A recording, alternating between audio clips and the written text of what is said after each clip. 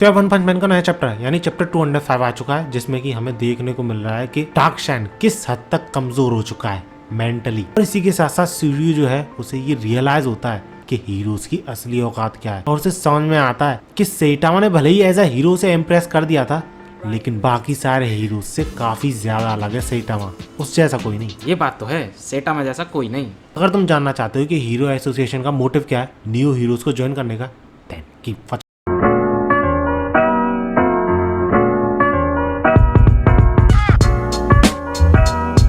तो जैसे कि हमने पिछले चैप्टर के एंड में देखा था कि ये दोनों सीरियो पे अटैक कर देते हैं अपने आप को न्यू हीरोज की लीडर्स जितना पावरफुल प्रूफ करने के लिए। और हम सबको पता था कि इस फाइट का रिजल्ट क्या होने वाला है, और शायद वहां पे प्रेजेंट सारे लोगों को भी पता था, तो इसलिए वो ज्यादा इंपॉर्टेंस नहीं देते इस फाइट को और सूर्य को इंट्रोड्यूस करने लग जाता है ये बंदा। डेट सूर्य मार्शल आर्टिस्ट जरूर है, लेकिन he has no principle who does whatever he wants. हाँ, केयर फ्री तो है बंदा, तभी तो सेटामा ने इसे जम के धोया था।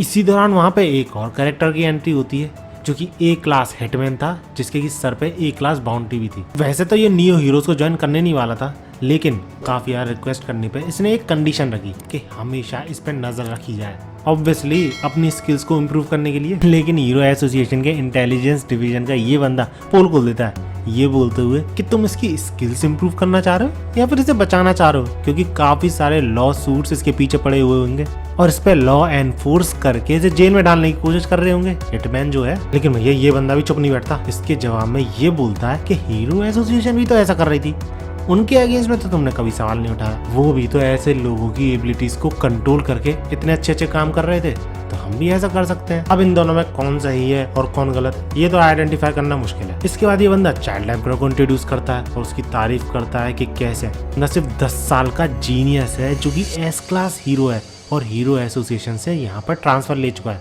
और सिर्फ यही कम था तो बंदा ये तक बोल देता है कि ये छोटा सा बच्चा वन डे पूरे के पूरे न्यू हीरोज को लीड करेगा। हाँ, मेरी भी क्लास टीचर मुझे कुछ ऐसे इंट्रोड्यूस किया करती थी। हाँ मुझे पता है, क्लास के बाहर जाने के लिए, राइट।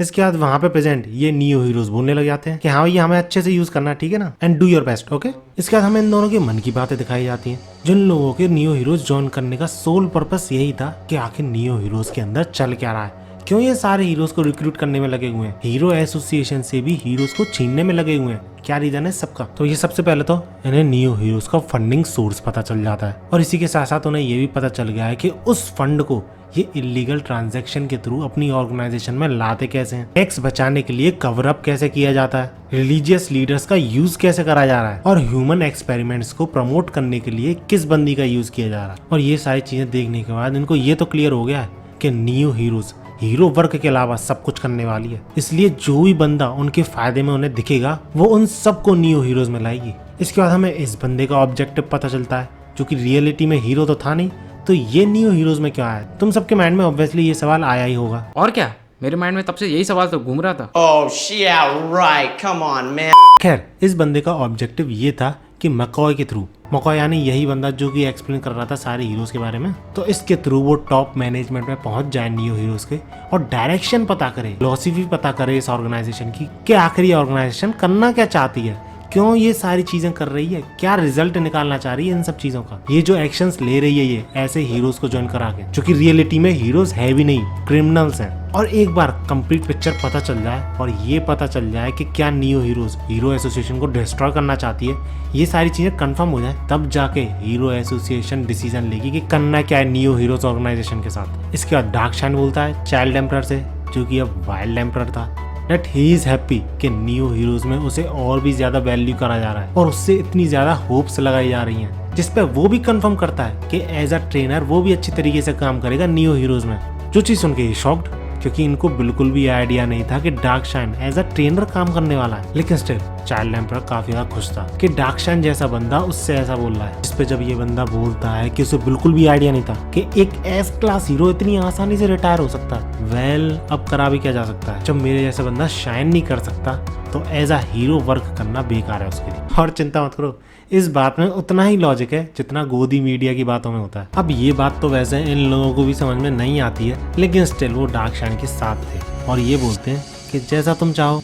बट चाइल्ड एम्परर बीच में ही बोल पड़ता है, हाउएवर क्या कोई ऐसा बंदा ट्रेनर बन सकता है जिसको कोई खुद में ही कॉन्फिडेंस ना रहा हो और इतने वीक माइंड सेट के साथ एक बंदा किसी को भी गाइड कैसे कर सकता है। एंड ये चीज सुन के डार्कशाइन बिल्कुल चुप। बट इसी बीच मकॉय यानी ये बंदा बोलता है कि उस सबसे कोई दिक्कत नहीं है, छोटी डिटेल्स पे ध्यान मत दो, क्योंकि डार्कशाइन नाम से ही काफी सारे लोग अट्रैक्ट हो रहे हैं और नियो हीरोज को ज्वाइन कर रहे हैं डार्कशाइन के अंडर में ट्रेन होने के लिए। अब मेटल वेट को ये सारी चीजें अच्छी नहीं लग रही थी जो कि डार्कशाइन के साथ हो रही थी, इसलिए वो उससे बोलता भी है कि संभालो खुद को, इतना बड़ा साइज होने के बावजूद तुम बहुत छोटे दिख रहे हैं इन सारे हीरोज के बीच। और इसी के साथ साथ मेटल वेट यही बोलता है कि वैसे तो वो अपने आप को एक्सप्रेस नहीं कर पाता लोगों को, लेकिन स्टिल वो इतना तो जरूर कहेगा कि तुम्हारी यानी डार्कशाइन की प्रेजेंस काफी सारे लोगों को ईज देती है, यानी रिलैक्स महसूस कराती है, क्योंकि उन सबको पता है कि अगर डार्कशाइन वहां पे मौजूद है तो उन्हें किसी भी खतरे से डरने की जरूरत नहीं। And that's why they will surely follow him. और इसी वजह से मैटर नहीं करता कि तुम एक हीरो हो या फिर एक ट्रेनर,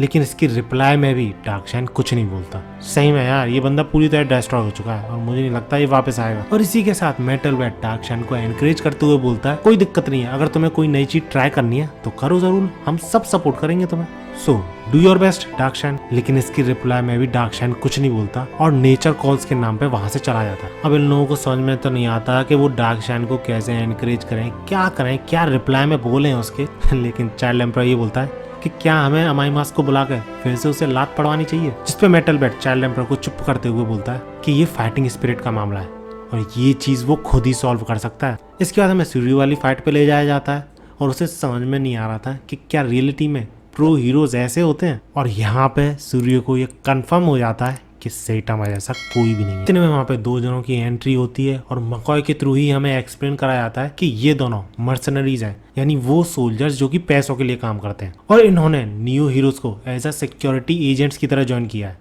अब आई डोंट नो ये दोनों कौन है, लेकिन शायद वेब कॉमिक पढ़ने वाले लोगों को पता होगा। इफ यस तो कमेंट जरूर बताना कौन है ये दोनों। बाकी ये अलग तरीके की वीडियो अच्छी लगी हो तो लाइक जरूर करना और कमेंट जरूर बताना अगर इसी टाइप की वीडियोस चाहिए फ्यूचर में। तो मिलते हैं अगली वीडियो में।